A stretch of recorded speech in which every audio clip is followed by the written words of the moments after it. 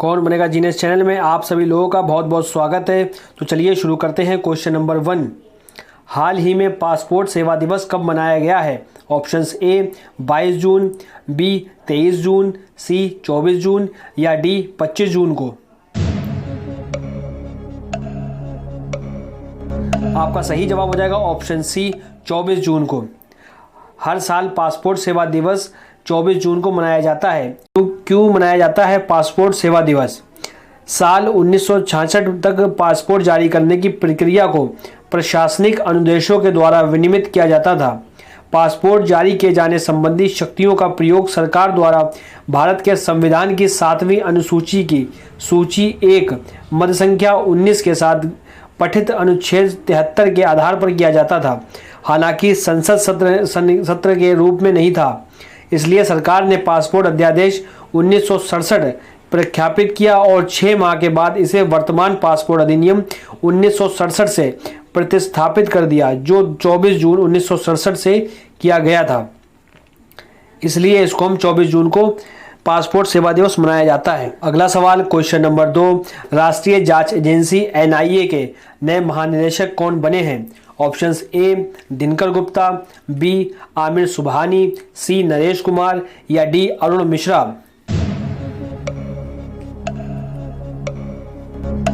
आपका सही जवाब हो जाएगा ऑप्शन ए दिनकर गुप्ता। तो इसके दिनकर गुप्ता के बारे में जान लेते हैं कुछ इंपॉर्टेंट पॉइंट। दिनकर गुप्ता राष्ट्रीय जांच एजेंसी एनआईए के नए महानिदेशक बने हैं। इन्होंने योगेश चंद्र मोदी का स्थान लिया है। एनआईए यानी कि नेशनल इन्वेस्टिगेशन एजेंसी, राष्ट्रीय जांच एजेंसी, इसकी स्थापना कब हुई? इसकी स्थापना 2009 में हुई और इसका मुख्यालय नई दिल्ली में है। अगला सवाल क्वेश्चन नंबर 3, बिना ऑक्सीजन की सहायता के अन्नपूर्णा पर्वत की चोटी पर चढ़ने वाले भारत के पहले पर्वतारोही कौन बने हैं?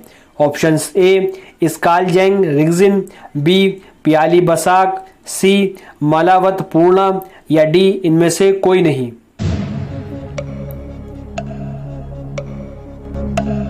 आपका सही जवाब हो जाएगा ऑप्शन ए स्कालजेंग रिगजिन।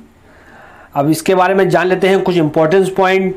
41 वर्षीय स्कालजेंग रिगजिन बिना ऑक्सीजन की सहायता के अन्नपूर्णा पर्वत की चोटी पर चढ़ने वाले भारत के पहले पर्वतारोही बन गए हैं। और इस अन्नपूर्णा पर्वत से जुड़े टॉप 5 प्रश्न और कुछ जान लेते हैं कि नंबर 1, अन्नपूर्णा पर्वत कहाँ स्थित है? यह नेपाल में स्थित है। नंबर 2, अन्नपूर्णा पर्वत की ऊंचाई कितनी है? इसकी ऊंचाई 8091 मीटर और 26,545 फीट है। नंबर 3, विश्व का 10वां सबसे ऊंचा पर्वत अन्नपूर्णा पर्वत है। नंबर 4, अन्नपूर्णा पर्वत चढ़ने वाले प्रथम व्यक्ति मॉरिस हरजांग जो फ्रांस के हैं वो हैं। और नंबर 5, अन्नपूर्णा पर्वत चढ़ने वाली भारत की पहली महिला प्रियंका मोहिते हैं। अगला सवाल क्वेश्चन नंबर 4, 48वें G7 शिखर सम्मेलन 2022 की मेजबानी कौन सा देश करेगा? Options A Canada, B Germany, C America या डी फ्रांस। आपका सही जवाब हो जाएगा ऑप्शन बी जर्मनी। अब जान लेते हैं इसके बारे में कुछ इंपॉर्टेंट पॉइंट। जर्मनी 48वें G7 शिखर सम्मेलन 2022 की मेजबानी करेगा। इस सम्मेलन का उद्देश्य कोरोना वायरस महामारी से मुकाबला करने में मदद के लिए विश्व के अग्रणी लोकतंत्रों को एकजुट करना और अधिक समृद्ध भविष्य का निर्माण करना है। और भारत की तरफ से इसकी अध्यक्षता नरेंद्र मोदी प्रधानमंत्री कर रहे हैं हमारे देश के। और G7 ग्रुप ऑफ 7, इस G7 में कौन कौन से ग्रुप हैं? G7 को पहले G6 के रूप में जाना जाता था। 1976 में कनाडा शामिल हुआ, जिसके बाद G7 के रूप में जाना जाता है। G7 के सदस्य देश कौन कौन से हैं? France, Germany, Italy, United kingdom, England, Britain, Japan, America और कनाडा। पहला G7 शिखर सम्मेलन कहाँ हुआ था? फ्रांस में 1975 में। क्या भारत G7 का सदस्य है? नहीं। 46वें G7 शिखर सम्मेलन 2020 का आयोजन कहाँ होना था जो स्थगित हो गया? अमेरिका में। अगला सवाल क्वेश्चन नंबर 5, किस देश ने अपना पहला स्वदेशी अंतरिक्ष रॉकेट नूरी सफलतापूर्वक लॉन्च किया है? ऑप्शंस ए दक्षिण कोरिया, बी जापान, सी ईरान या डी तजाकिस्तान।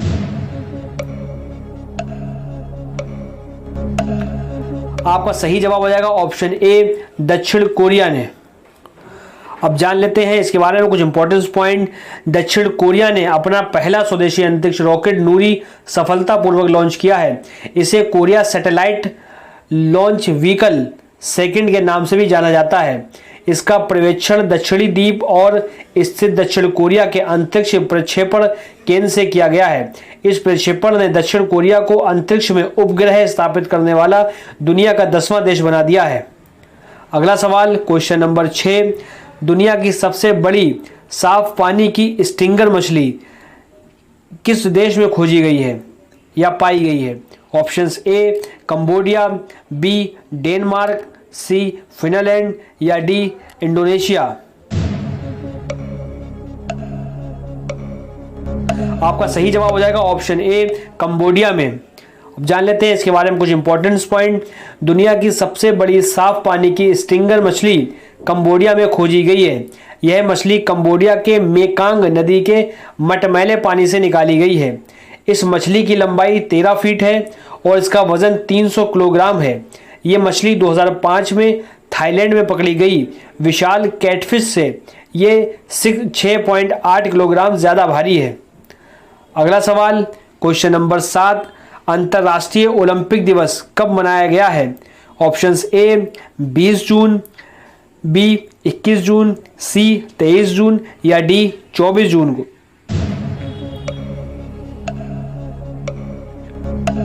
आपका सही जवाब हो जाएगा ऑप्शन सी 23 जून को। अब जान लेते हैं इसके बारे में कुछ इंपॉर्टेंस पॉइंट। प्रत्येक वर्ष 23 जून को अंतर्राष्ट्रीय ओलंपिक दिवस के रूप में मनाया जाता है। यह दिवस ओलंपिक खेलों से अधिक लोगों को भाग लेने के लिए प्रोत्साहित करने और इस आयोजन के बारे में जागरूकता फैलाने के लिए मनाया जाता है। अब जान लेते हैं ओलंपिक से जुड़े कुछ पॉइंट्स के बारे में। वर्ष 2022 की थीम क्या है? इसकी थीम है together for a peaceful world, यानी एक साथ शांतिपूर्ण विश्व के लिए। और ओलंपिक से जुड़े टॉप 5 कुछ प्रश्न का। ओलंपिक खेलों की शुरुआत कब हुई? इसकी शुरुआत 6 अप्रैल 1896 को हुई। और पहले ओलंपिक खेल का आयोजन कहाँ हुआ था? इसका आयोजन एथेंस ग्रीस में हुआ था। और नंबर 3, ओलंपिक खेल शुरू करने का श्रेय किसे जाता है? बैरन पियरे डी कोबर्टिन को। और नंबर 4, ओलंपिक ध्वज में कितने रिंग होते हैं? 5 रिंग होते हैं, नीले, पीले, काले, हरे और लाल। और नंबर 5, ओलंपिक खेलों को कौन सी संस्था रेगुलेट करती है? International Olympic committee. इसका मुख्यालय कहाँ है? लुसाने, स्विट्जरलैंड में। अगर आपको वीडियो अच्छी लगे तो वीडियो को एक प्यारा सा लाइक कर दें और चैनल पर नए हैं चैनल को आज ही सब्सक्राइब कर लीजिए और बेल आइकन का बटन दबाना ना भूलिएगा। अगला सवाल क्वेश्चन नंबर 8, जून 2022 में टेस्ट क्रिकेट इतिहास में 100 छक्के लगाने वाले तीसरे खिलाड़ी कौन बन गए हैं? Options A Ben Stoke, B Shikhar Dhawan, C Lisa Sthalekar या डी दिनेश कार्तिक।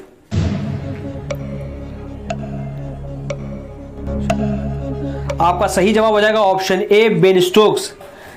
इंग्लैंड के कप्तान हैं बेन स्टोक। ये टेस्ट क्रिकेट में 100 छक्के लगाने वाले तीसरे खिलाड़ी बन गए हैं। और बेन स्टोक ने न्यूजीलैंड के खिलाफ तीसरे टेस्ट की पहली पारी में टिम साउथी की गेंद पर 100वां छक्का लगाया। और इनसे पहले 2 खिलाड़ी कौन रह चुके हैं? क्योंकि ये तीसरे खिलाड़ी हैं तो इनसे पहले 2 खिलाड़ी रह चुके हैं। तो वो 2 खिलाड़ी कौन हैं? एक तो ये न्यूजीलैंड के कप्तान ब्रांडम मैकुलम, इन्होंने 107 छक्के लगाए हैं।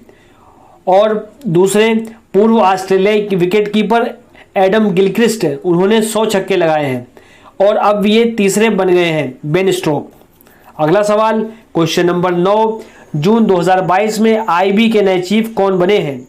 Options A doctor S Raju, B Dhruti Banerjee, C Iqbal Singh Lalpura या डी तपन कुमार डेका।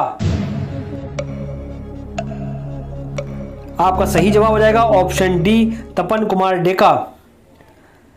आईपीएस पवन डेका अनिवार्य रूप से उत्तर पूर्वी मामलों के विशेषज्ञ हैं।